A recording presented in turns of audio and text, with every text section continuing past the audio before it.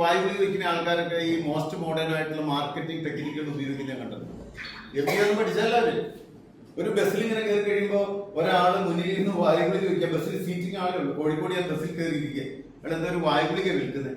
അപ്പൊ അയാള് വരിക വരിക വരിക എന്ന് പറയുന്നുണ്ട് പുറകിലേക്ക്. അപ്പൊ മുമ്പിൽ നിന്ന് വലിയ മുറച്ച് എനിക്ക് വരാൻ തന്നെ വരുന്നു. അടുത്ത ചേച്ചി ഓരോ എനിക്ക് തന്നെ എന്ന് പറഞ്ഞു. അപ്പൊ ഇയാൾ ഇടയ്ക്ക് പറയുന്നത് ഞാൻ വരിക വരികയെന്ന്. അപ്പൊ ഞാനിങ്ങനെ പുറകോട്ട് ഇങ്ങനെ തിരിഞ്ഞു നോക്കുമ്പോൾ ആരും ഇയാൾ വിളിക്കുന്നില്ല. എല്ലാവരും ഇങ്ങോട്ടാണല്ലോ തിരിക്കുന്നത്. അപ്പൊ ഇതിനാണ് ഈ ആർട്ടിഫിഷ്യൽ ഡിമാൻഡ് ക്രിയേറ്റിംഗ് ടെക്നിക്ക് എന്നൊക്കെ പറയുന്നത്. ആർട്ടിഫിഷ്യൽ ഡിമാൻഡ് ക്രിയേറ്റ് ചെയ്യുക അല്ലെ. ചില ആളുകളുണ്ട്, സ്നോബ് കസ്റ്റമേഴ്സ് ഉണ്ട്, പൊങ്ങച്ചക്കാരായിട്ടുള്ളവര്. ഈ പൊങ്ങച്ചക്കാരായിട്ടുള്ള ആളുകളെ നമുക്ക് പൊതുവെ ഇഷ്ടമല്ല അല്ലേ. നമ്മൾ ചെല്ലുമ്പോൾ അതാണ് ഇതാണ് എന്റെ മക്കളുടെ കാര്യം, ഞാൻ വീട് കൊണ്ട കാര്യം, ഞാൻ സ്ഥലം മേടിച്ച കാര്യം, ഞാൻ വണ്ടി മേടിച്ച കാര്യം, എന്റെ വണ്ടി കിടക്കുന്നത് കാണും. നമുക്ക് വല്ലാത്ത അസ്വസ്ഥത തോന്നും.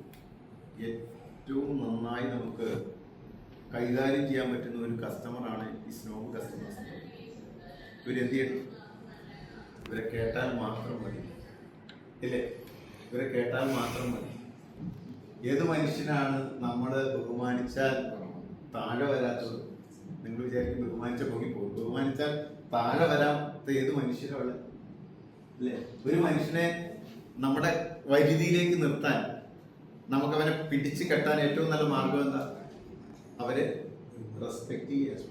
എനിക്ക് സെയിൽസിന് പോകുന്ന നിങ്ങളോട് പറയാനുള്ള നമ്മൾ പോയി ഈ ആളുകൾ നമ്മുടെ കസ്റ്റമേഴ്സ് നിസ്സാരക്കാരാണെന്ന് വിചാരിക്കരുത്.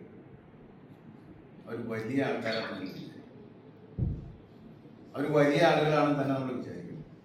കസ്റ്റമേഴ്സിനെ ആദ്യം തന്നെ നമ്മുടെ പ്രോഡക്റ്റിനെ കുറിച്ച് പറയാതെ നമ്മൾ കേൾക്കാൻ തയ്യാറാണ്. അവരെ മൊത്തം കേൾക്കാൻ തയ്യാറാണ്. ഈ കേട്ട് കഴിഞ്ഞാലുള്ള പ്രത്യേകത എന്താ? കേട്ട് കഴിഞ്ഞാലുള്ള പ്രത്യേകത എന്താ? പറയാനുള്ളതെല്ലാം പറഞ്ഞു കഴിഞ്ഞാൽ എന്തായി? അവര് ശൂന്യായി ഇല്ലേ? അവർ പറയാനുള്ളത് കേൾക്കണം. അവരെ പറയാൻ പ്രേരിപ്പിക്കണം. കേട്ട് കഴിഞ്ഞാൽ ഫ്രീ. ഈ ഫ്രീ ആയ സ്ഥലത്തേക്ക് നമുക്ക് എന്തെങ്കിലും കേട്ട് കൊടുക്കാൻ പറ്റും അല്ലേ?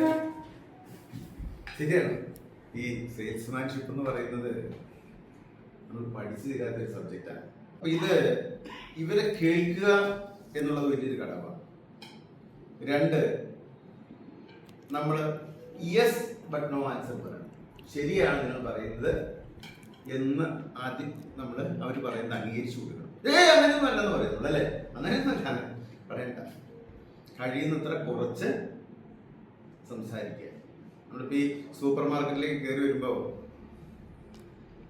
ഒരു സെയിൽസ്മാൻ നമ്മുടെ കൂടെ വന്ന് നമ്മൾ അസ്വസ്ഥനല്ലേ സാർ